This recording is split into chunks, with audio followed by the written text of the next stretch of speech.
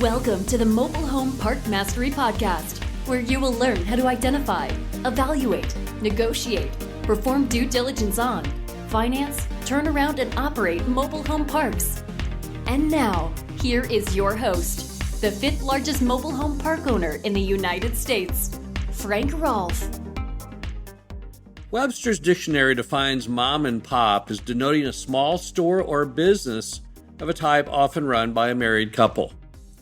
Is that an accurate portrayal of a mobile home park owner? Not entirely. I tend to think of them as something much, much more. In fact, I think of them as the greatest generation, some of the finest people I've ever worked with, in fact. Today, on the final of our four-part series on park psychology, we're going to talk about why mom and pop sellers behave as they do and some tips on the best ways to interact with them. Number one observation on mobile home park mom and pop sellers is often they have just simply lost energy. And why not? Their biological clock is ticking, as it is with all of us. As they get older, they lose energy. As they get older, often they lose enthusiasm. But just because they've lost some enthusiasm, just because they've lost some edge in their business, does not mean they're not still completely smart and fully knowing of exactly what's going on. A lot of people, when meeting with moms and pops, when the park is not in good condition, the grass is a little high, rules are not enforced, perhaps the collections aren't really good, they simply assume that mom and pop just weren't great business people, and that could not be farther from the truth.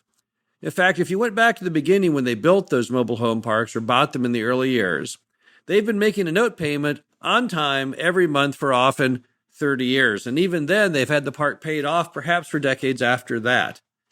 Somebody who's not very good at business could never pull that off, nor could they be the pioneer who came up with the idea to begin with of building the mobile home park and built it at a time when America's demand for affordable housing wasn't so high, nor were the lot rents. So they're very, very good business people. That's the first thing people do not often realize. And no matter what condition you see the mobile home park, don't be thinking they don't know better, because they certainly do. And if you lie to them, they'll know it in a minute. The second thing I've learned about mom and pop sellers is they really, really want you to succeed. One of the most important factors often in buying a mobile home park is a concept that's called bonding.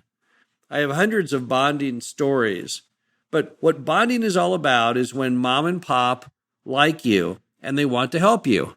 And because they like you and want to help you, money is not often their sole priority.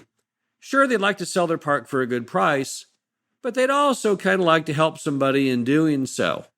They've got a lot of people looking at buying the park, but you're special. They like you, and therefore they want to help you by putting the deal together and really bending over backwards to make it happen.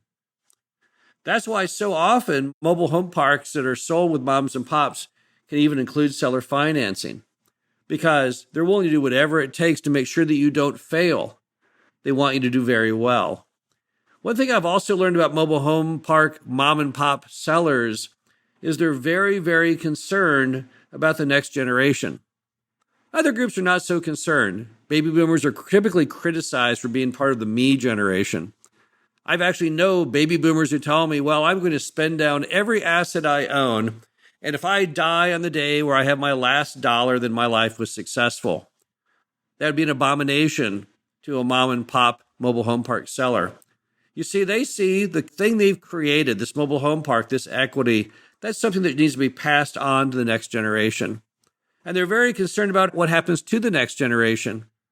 And you, as a buyer, qualify, because they're looking at passing the mantle of their largest asset, something they built from scratch, have a huge amount of their life invested in. They're going to pass that to you. And as a result, they want you to do really, really well with it. Another factor of mom and pop mobile home park owners is they really, really want the residents to be happy too. Now, I know modern people in real estate investing, and even sometimes in mobile home park investing, may be thinking more about their pocketbook than possibly the resident. Such is the nature of being a landlord. Such is the nature of capitalism. But a lot of mom and pop sellers, they kind of transcend that. They really want those residents in that mobile home park to have a happy life. They want them to do well. And in so doing, they want to choose someone to buy the mobile home park who will be a good steward of the property. If you tell mom and pop, well, after buying the property, I'm going to cut every cost. I'm going to raise the rent as high as I can humanly go. I don't give a darn about the residents. I can assure you, you will not be selected to buy it. What mom and pop want to hear instead is, you may raise the rent, but you'll keep it in line with market conditions. And as part of raising the rent, you're going to do certain things to make the park nicer. Improve the entry, improve the common areas, expand the common areas, create a greater value for the dollar, make it the nicest park in that entire city. Those are the type of things that they want to hear about. And who wouldn't? If you spent your life devoted to one item, if you've had these customers for decades, the last thing you would want to do as a good person is not watch out for them, not take care of them. Also, mom and pop, to make sure that you are a good steward, they want to help you get off on the right foot. I again have many stories of mom and pop sellers who bent absolutely over backwards to make sure that I had an easy transition. I'll give you 2 examples. I had a mom and pop seller once who I wondered why I never had any repairs, and the city tipped me off that my seller was in fact going through and making all the repairs to the water sewer system without my knowledge. Anytime there was a backup, anytime a line broke, they would step in and fix it. When I called and asked them why they were doing that, they told me, well, I knew you were too busy to jump right on it. I'm a local person, so I just thought, oh, what the heck, I'll do it. In another case, I had a mom and pop seller who saw I was struggling with some park-owned home rentals. I was having trouble keeping tenants in them for long periods of time. So they called me up and said, I've noticed you're struggling with those rentals, so here's what I'll do. I'll just start paying you lot rent and I'll handle the rentals for you. It was an absolute blessing to me. Why would they do that? In neither case was it in any way profitable for them. Surely they lost money on both cases, but they wanted me to get off on the right foot. They also want you to be a good person, and they want you to also watch out for your residents and manners that are not always profit-centered. One example of the things that we do is, whenever we buy the mobile home park, we effectively write off all the old past due balances. We start fresh. We start with a new month. Someone might be, in some cases of these parks we buy, 2 or 3 years in arrears. I'll never be able to collect 2 or 3 years. I know that. So what am I going to do? Displace that family from their home? Or I'm going to go ahead and give them a fresh start, a clean slate. I think it's the better policy. Finally, mom and pop sellers are what we call the greatest generation. They're also called the silent generation. They're wonderful people who don't really talk a lot. They never talk about themselves. They just do things. And they're some of the nicest people that you'll ever meet. One thing that my partner Dave Reynolds and I are firmly convinced of is one of the greatest dangers in America, more than the affordable housing crisis, more than all the different things going on, is the fact that we will at one point lose the greatest generation. They will eventually all die off. What the heck will we do then? Because we found the greatest generation to always be very successfully our mentors. We look up to these mom and pops that we buy from. We've learned a lot from them. In fact, everything we know about the mobile home park business in many ways came from them. Bits of wisdom, tips on how to do things. I all the time am reading history books on the industry, looking back on books from the 50s and the 60s. Huge amount of information in those. Back then, it was more of a hobby than a money-making endeavor. Kind of like hot rodding a car or something. No real money in it, just something that people did for fun. And because of that, there's almost a fraternal atmosphere among those moms and pops. Very, very giving of their time. If you ever have a question about mobile home parks, the best person to call is the mobile home park owner down the street. He's owned that park probably since the 60s, maybe the 70s.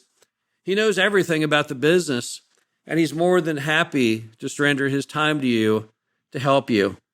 They're just so unbelievably helpful. I was at a Manufactured Housing Association meeting recently in another state, and sitting with some of these older mom and pop sellers. They could not have been nicer. Forgot to bring your pen. Oh, here's my pen. Keep it. Oh, didn't bring any paper. Wait, I have an extra pad in my car. I'll go get it. Absolutely wonderful people. You have to ask yourself, why are they so good? What did America do right back in that era? I don't think we really know. I wish we did. Perhaps future eras will be as nice as the greatest generation, the silent generation, but the jury is still out. The bottom line is, what makes mom and pop sellers is simply they want you to succeed. They want the residents to succeed. They really want everyone to succeed. And I guess that's what makes them the greatest generation, is their greatness spills over into everybody else. They've mastered the universe as far as they're concerned. They've had a happy life. They've had a successful life. They're well respected in what they do. And they want to transfer some of that happiness onto you. Who knows where the world will be in the future? They certainly don't. And we certainly don't. But they're going to give it their absolute best effort to make sure that everyone comes out a winner. And that's why we are convinced that if you want to work with mom and pop sellers, if you want to buy a mobile home park successfully, you have to adopt a win-win attitude. In a win-win attitude, mom and pop are happy at closing, and you're happy at closing. And you can really expand that even farther. In a really, really good mobile home park transaction, it's win, win, win, win. Seller is happy. You, the buyer, are happy. The residents are happy. And the surrounding community, including City Hall, are also happy. Happy with the end result. Happy that the park is being handed off to someone who cares as much as mom and pop did. And glad that there's now someone possibly more youthful to step in who's got renewed energy and renewed drive to pick the pieces back up sometimes and to make it the best property that it can be. This is Frank Rolfe, the Mobile Home Park Mastery podcast series, here on our fourth of our four-part installment on park psychology, all about moms and pops. Hope you enjoyed this, and I'll be back again next week. Thank you for listening to the Mobile Home Park Mastery podcast. Be sure to visit us at mhpmastery.com to subscribe to the show, read our show transcriptions, and access all of our great information on mobile home park investing.